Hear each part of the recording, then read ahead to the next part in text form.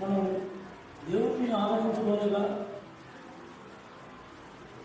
దేవుడు యేసుక్రీస్తు ప్రభు అడుగుజాడలో మనం నడవడానికి ఆయనలాగా మనం జీవించాలని ఆశ కలిగి మనం శిష్యత్వంలో మన ప్రయాణం కొనసాగుతున్నాం.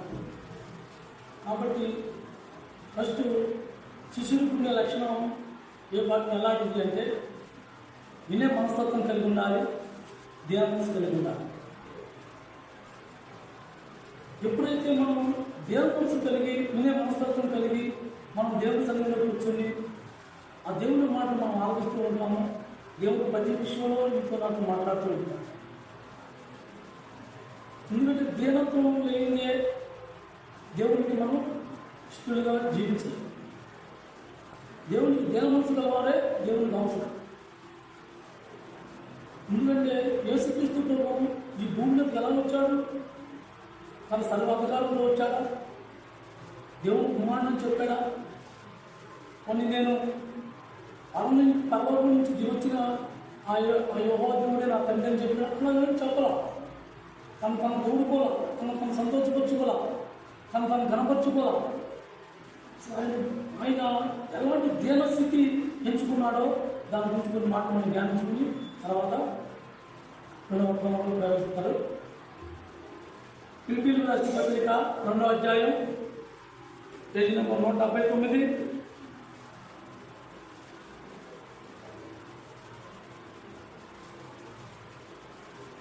పేజీ నెంబర్ 179 ఫిలిప్పీయులకు రాసిన పత్రిక 2వ అధ్యాయం 5, 6, 7 3 వచనాలు చదువుదాం.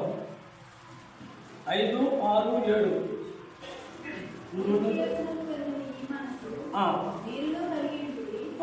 ఆయన దేవుని స్వరూపం కలిగిన వాడైంది.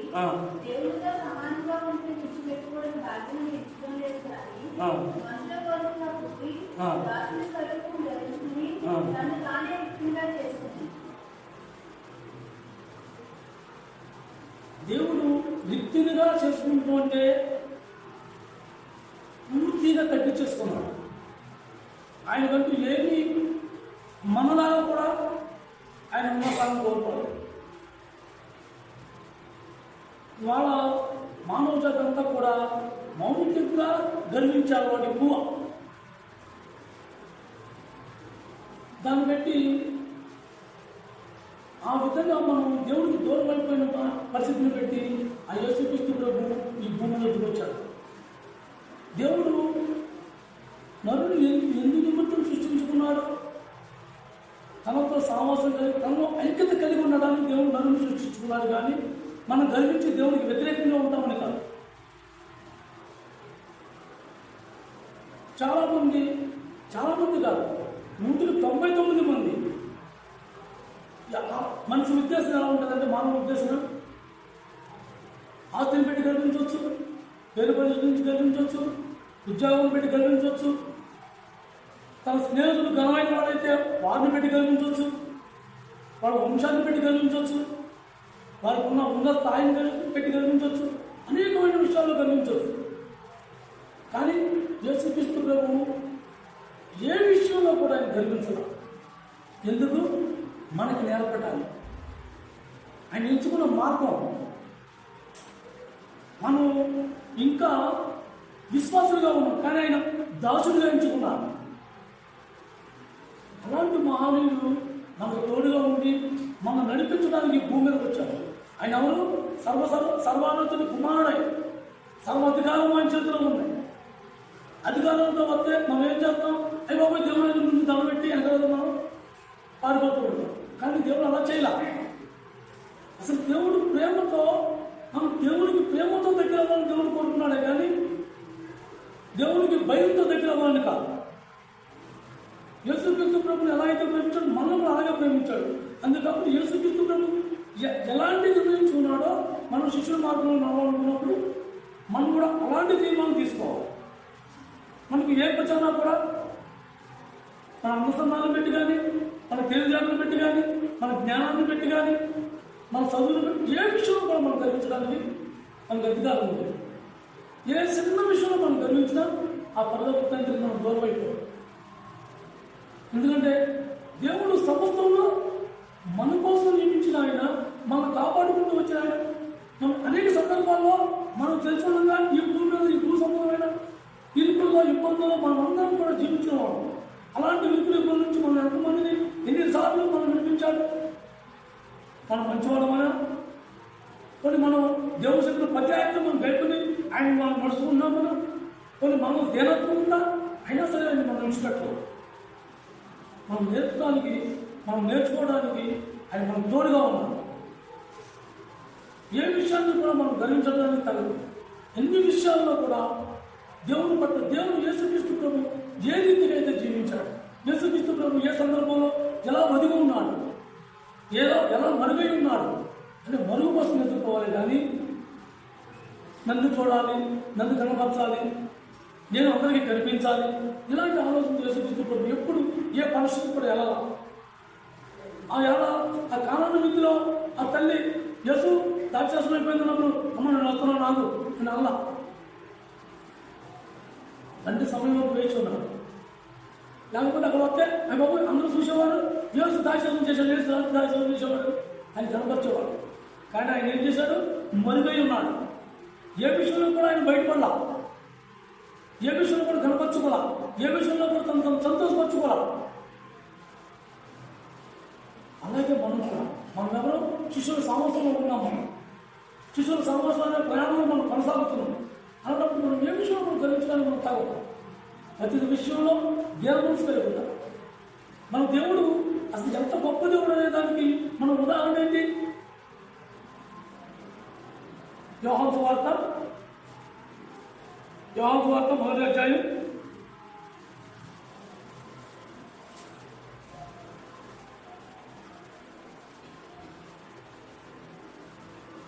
80 యోహాను సువార్త 1వ అధ్యాయం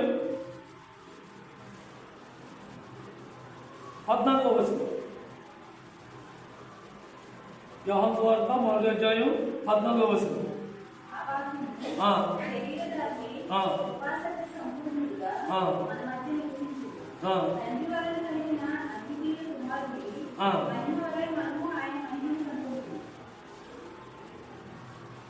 అసలు ఆయన మహిమ ఆయన చేసిన కార్యాలను పెట్టి కానీ, ఆయన పైన ఉన్న నక్షత్రాలను కానీ లేదా గ్రహాలను కానీ ఏ అన్నునైనా సరే మనం గుర్తించి దేవుడు ఎంత గొప్పగా సృష్టించాడని వీటిని చూసిన మహిమ కంటే అరే నా బతికేంటి, ఈ భూమి ఏముందని అసలు ఆయన అలాంటి సర్వ సృష్టిని సృష్టించిన దేవుడు కుమారుడు ఈ భూమి మీద నాకు నేర్పడానికి ఈ భూమి మీదకి వచ్చాడా? అరే తండ్రి, ఇంతకన్నా నేను ఏం బయట చూడగలను? ఇంతకన్నా నాకు ఏం కావాలి ప్రభా? నువ్వు నాతో ఉన్నావా? నువ్వు నాతో జీవిస్తున్నావా అనే దేవవంశం మనకు కలిగింది. యేసుక్రీస్తు ప్రభు ఏ విషయంలో భూమి మీద ఉన్నప్పుడు గర్వించాడు. తన ఇంట్లో కుటుంబం పోషించినప్పుడు ఆ తల్లిదండ్రులు తల్లి మీద ఎదురుగాడా? అలా చెల్లెల్ని తమ్ముళ్ళని అవును అన్నాడా? ఏంటి మీ ఇష్టం మాట్లాడుతున్నారు, కుటుంబంతో నేను పోషిస్తున్నాను, మీకు నేను లేకపోతే మీకు దిక్కే ఏమి మాట్లాడు. వారు ఆయన అపహాసించారు కూడా. అయినా సరే ఆయన ఎప్పుడూ కూడా దేవుని కలిగి మౌనంగా ఉన్నాడే కానీ ఏ విషయంలో కూడా ఆయన సంతోషపరచుకోవాలి. ఎప్పుడు దేవుని కలిగి ఉన్నాడు. ఆ దేవుని మనకు చాలా అవసరం. ఆ దేవుని లేకపోతే దేవుని సన్నిహితంగా మనం నడవలేము. ప్రయాణం అవుతుంది. యేసుక్రీస్తు ప్రభు సర్వ అధికారాన్ని విడిచిపెట్టుకుని నీకన్నా నాకన్నా దీనస్థితిని పెంచుకున్నారు. యేసుక్రీస్తు ప్రభు ఎంచుకున్న మార్పు ఏ మానవుడు కూడా ఎంచుకోడు. అంత దీనస్థితి ఏ నరుడు కూడా కోరుకోడు. అలాంటి దీనస్థితి కోరుకున్నారు ఆయన. వాళ్ళ మానవుడు ఎటువంటి ఎలాంటి ఒక స్థాయి ఉంటే ఆ స్థాయి నుంచి ఇంకో కూర్చొని నేను ఎదగాలి. ఏ విషయంలో? పర సంబంధమైన విషయంలో కాదు, భూ సంబంధమైన విషయంలో. ఇటువంటి ఆశలుంటాము. పర సంబంధమైన విషయాల్లో మాత్రం ఎప్పుడు కూడా వెనకంజలో ఉంటాడు. కానీ యేసుక్రీస్తు అలా కాదు. ఈ భూ సంబంధమైన అన్నింటిలో వెనకంజలో ఉన్నాడు. ప్రతి విషయంలో కూడా, తండ్రి విషయంలో ప్రతి విషయంలో కూడా తను వ్యక్తిగా చేసుకున్నాడు. ఏ విషయంలో గర్వించలా, ఏ విషయంలో తను గొప్పపడలా, ఎవరిని కూడా కించపరచలా. తన ఇంట్లో వాళ్ళు కూడా, బయట వారిని కానీ ఎవరిని కూడా ఆయన మాట పెట్టే మాట మాట్లాడాడు. ఎందుకు? తను ధీరుడైపోయాడు, తన రిక్తుడైపోయాడు, సమస్తం విడిచిపెట్టుకున్నాడు. అలాంటి దేవుని మనం ఆరాధిస్తున్నాం, అలాంటి ప్రయాణం మనం కొనసాగుతున్నాం. ఆయన చూపించాడు మనకి ఈ ప్రయాణం. ఈ మార్గం నువ్వు నడితేనే కానీ దేవుడికి నువ్వు ఇష్టంగా ఉండలేవు. దేవుడికి గురించి ఏర్పరచుకోవాలి. దేవుడికి సేవకులు లేరని, విశ్వాసం లేరని, ఆరాధించేవారు లేరని దేవుడు మనం ఏర్పరచుకోవాలి. మనం ఆయనతో ఐక్యత కలిగి ఉండి ఆయనలో ఐక్యత కలిగి ఉండటానికి, ఐక్యమైపోవడానికి మనం ఏర్పరచుకోవాలి. మనలో చిన్నపాటి గర్వం వల్ల దేవునికి ఎప్పుడు మనం దూరం అయిపోతున్నాం. కానీ యేసుక్రీస్తు ప్రభు ఆ 33 సంవత్సరాల్లో ఏ విషయంలో కూడా గర్వించాల. ఏ విషయంలో కూడా తను గర్వించకుండా అన్ని విషయాలలో తను తగ్గించుకుంటూ వచ్చాడు, తను సిలువేసుకుంటూ వచ్చాడు. ఇవాళ మన వాక్య విధంగా మనం నేర్చుకున్నది ఏంటంటే సిలువ. మనం అలాగా అన్నయ్య చెప్తూ ఉంటాడు, ప్రతి విషయంలో మన స్వచ్ఛతాన్ని మనం సిలువేసుకున్నామా దేవుని ముందు ఒక అడుగు ముందు పై నడుస్తాం. మనం తగ్గించుకున్నామా కొంచెం వెనుక అడుగు ముందు చెప్పుతాం. అలా యేసుక్రీస్తు ప్రభు తన ఇష్టాన్ని ప్రతి విషయాన్ని కూడా తను సిలువేసుకుంటూ వచ్చాడు. ఏ విషయాన్ని కూడా గర్వించాలా, ఏ విషయాన్ని కూడా కనపరుచుకోవాలా, ఏ విషయాన్ని కూడా తను సంతోషపరచుకోవాలి. విద్యుత్గా చేసుకున్నాడు. తన జీవితాన్ని మన కోసం త్యాగం చేశాడు. అలాంటి మహానీయుడు మార్గం మనం చూపించాడు. ఆ మార్గంలో మనం నడవడానికి మనం ఏ మార్గంలోకి వచ్చామన్నా కూడా గర్వం ఉన్నా ఆ దేవుని సన్నిధికి మనం నడవలేము. ఆ మార్గంలో ఆ సన్నిధికి మనం చేరలేము. ఇవాళ మనం అనుకోవచ్చు, మనం బాప్టిజం తీసుకున్నాం కదా, ఎంతో లోతుగా వాక్యం ఉన్నాం కదా, వాక్యం ఉన్నంత మాత్రాన నేను వాక్యం చెప్పినంత అంత మాత్రాన నేను పరిపూర్ణ కాదు, మీరు పరిపూర్ణ కాదు. ఆ జీవితం మనం జీవిస్తేనే ఆయనతో కలిసి ఆ ధ్యాన మనసు కలిగి ఆ దీనులు అయ్యి నిత్యులుగా చేసుకుని ప్రతి విషయంలో నన్ను నేనే తగ్గించుకుని ముందుకు కొనసాగినప్పుడు అప్పుడు దేవుడితో స్నేహంగా ఉన్నాం. యేసుక్రీస్తు ఏ విషయంలో కూడా గర్వించాల. తను ఎప్పుడు ఆఖరికి కొద్దిసేపట్లో వాడిని పట్టుకుని తీసుకుపోతానుగా కూడా ఆయన ఏం చేశాడు? శిష్యుల పాదాలకు పోయాడు. యోహాను సువార్త 13వ అధ్యాయం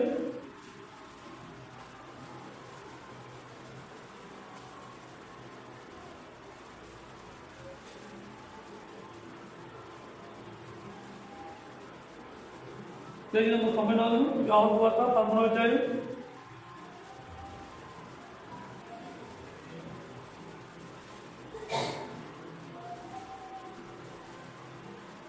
4-5 వచనం చదవమ్మా. యోహాను సువార్త 13వ అధ్యాయం 4-5 వచనం.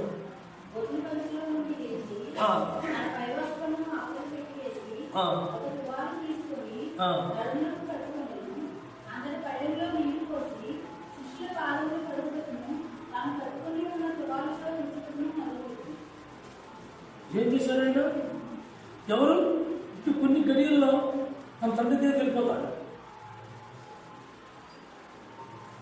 అందరూ కూర్చున్నాం కదా, ఇంకా కంచెలకు వెళ్ళిపోతాను కదా, ఇలా బాధలు పడతానని వాళ్ళు విడిచిపెట్టాలి. వాళ్ళు ఏం నేర్పించాడు? దీనత్వం నేర్పించాడు అక్కడ. కానీ వాళ్ళందరూ ఏమనుకున్నారు? పేతురు అయితే ఏమనుకున్నాడు? యేసుప్రభు ఎలా వెళ్ళిపోతాడు కదా, ఈ సింహాసనం నాదే. ఆ శిష్యులందరూ కూడా ఎవరికి వాడు, ఎవరి స్థాయి తగ్గవాడు. నేనంటే నేను మనస్తాపాలతో ఆ మనసు మొహంలో మిలిగిపోయి ఉన్నాను. కానీ యేసుక్రీస్తు ప్రభు ఏం చేశాడు? పళ్ళులో నీరు పోసుకున్నాడు. తన పై వస్త్రం తీసి, ప్రశస్త వస్త్రాన్ని తీసి పక్కన పెట్టి, తుండి తీసుకుని నరాన్ని కట్టుకుని వారి పాదాలు కడుగుతానికి సిద్ధపడ్డాడు. ఆ దినాలలో పెద్ద గొప్ప వేళల్లోకి విందుకి భోజనానికి వెళ్ళినప్పుడు కొనబడ్డ ఒక దాసుడు ఉండేవాడట. ఆ దాసుడు ఆ యొక్క అతిథులకి పాదాలు కడిగి తుడిసి లోన పంపించేవారు చెప్పులు తీసి. ఆ పని ఎవరు చేస్తారు? ఎవరైనా ఎంచుకుంటాడా? యేసుప్రభు ఎవరు? సర్వోన్నతుని కుమారుడు, సర్వ సృష్టికర్తకు అధికారి, సర్వ సృష్టికి అధికారి. సమస్తం ఆయన లేకుండా అసలు కలిగింది ఏమీ లేదు. సమస్తం ఆయనకి తెలుసు. అయినప్పుడు ఇప్పుడు ఆయన ఏం చేశాడు? శిష్యుల పాదాలు కట్టాడు. యేసుక్రీస్తు ప్రభు అందరూ విసుకుంటున్న పని ఎంచుకున్నాడు. అందరూ వాళ్ళు కూడా ముట్టుకోవాలా, కనీసం అది కళ్ళులో నీళ్ళున్నాయి కదా కడుగుదామన్న ఒక ఆలోచన కూడా వాళ్ళకి రాలా. కనీసం అందరినీ కాదు కానీ ప్రభు వాదాలను కలుగుదామన్న అనే ఆలోచన కూడా వాళ్ళకి రాలా. వాళ్ళ ఆనందం ఎక్కడుంది? అధికారం చేసి పుచ్చుకోవాలి. ఎవరో ఒకరు యశుప్రభు ఎలా వెళ్ళిపోతారు? అయ్యో ఇదేంటి ప్రభు మన మధ్యలో వెళ్ళిపోతావు, మాకు అంతవరకు నేర్పించావు, మమ్మల్ని కొనకు నడిపించు. ఈ ఆలోచన ఎవరికి రావట్లా. ఆ సింహాసనం ఎప్పుడు నేను ఆర్డర్ చేసుకుంటాను, నేను ఎప్పుడు సొంతం చేసుకుంటాను, ఆ సింహాసనం నేను ఎక్కాలి. ఈ తప్పులో ఉన్నానే కానీ ప్రభు నన్ను మా మనిషి వెళ్ళిపోతున్నాడు. అరే నేను దుఃఖంలో ఉన్నా, అరే ఇంత బాధలో మమ్మల్ని మధ్యలో వదిలేసి మమ్మల్ని విడిచిపెట్టి వెళ్ళిపోతావా ప్రభా అని ఒక్క వ్యక్తికి కూడా దుఃఖదాంతులుగా లేదు. వాళ్ళ ఆలోచన విధానం అంతా కూడా అధికారం పెట్టింది. యేసు ప్రభు మనస్తత్వం ఎక్కడ ఉంది? ఈ దీనత్వం వాళ్ళకి నేర్పించాలనే మనస్తత్వం కలిగి ఆ దీనత్వాన్ని అందరూ విడిచిపెట్టిన ఆ బళ్ళాన్ని, ఆ దాసత్వాన్ని ఆయన తీసుకున్నారు. మనం అధికారంగా చూపించడానికి భూమి మీద రాదు, మనం రక్షించడానికి మనల్ని యేసుక్రీస్తు ప్రభు మనల్ని కాపలా చేయడానికి రాలా. ఆయన ఎందుకు వచ్చాడు? మన దీనులుగా నడిపించడానికి వచ్చాడు. ఆయన ఎలా అయితే రిక్తుడైపోయాడో మనం కూడా అలా రిక్తుడైపోయి ఆ మార్గంలో నడిస్తేనే ఆయన రాజ్యంలో ఉంటుంది. ఆయనతో కలిసి ఉంటుంది. ఆయన మనం ఆరాధిస్తున్నట్టు అవుతుంది. మన స్వభావం అంతా కూడా మన వ్యక్తిగతంగా కూడా మన దేవుడిని కనపరచలేని స్థితిలో ఉన్నప్పుడు మనం దేవుని సన్నిధిలో ఉండలేము. అందరూ పాదాలు కడగకపోయినా నేను యేసుక్రీస్తు ప్రభు పాదాలన్నా కడిగి అజంగా నాకు గుర్తులు వస్తుందేమో నాకు అసలు ఆలోచన కూడా లేదు.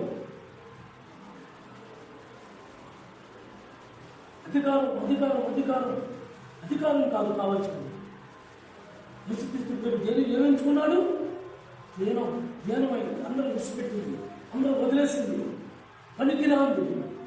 పనికి మాలిని ఎంచుకున్నాడు. దాసుడైపోయాడు. ఎవరి కోసం?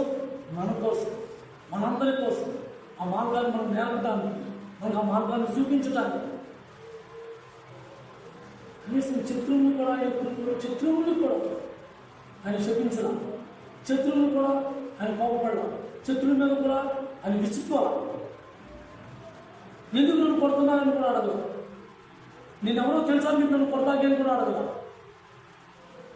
అలాంటి ప్రభు మనకు మార్గం చూపించడానికి అంత దీనుడైపోయాడు. ఒక్క మాట పలుకుతే 70,000 సైన్యం ఆయన చుట్టూ ఉంటుంది. అలాంటి ప్రభు నీకోసం నా కోసం రిక్తుడైపోయాడు. తాను అర్పించేసుకున్నాడు.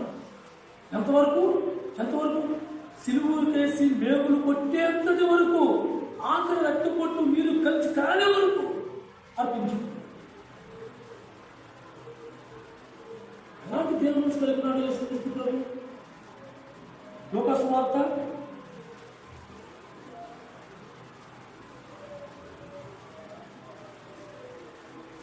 23వ అధ్యాయం పేజీ నెంబర్ 77.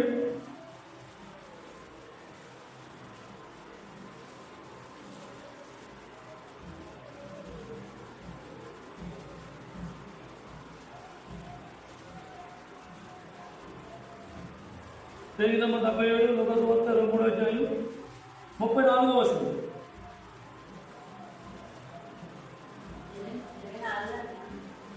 23వ అధ్యాయం 34వ వచనం.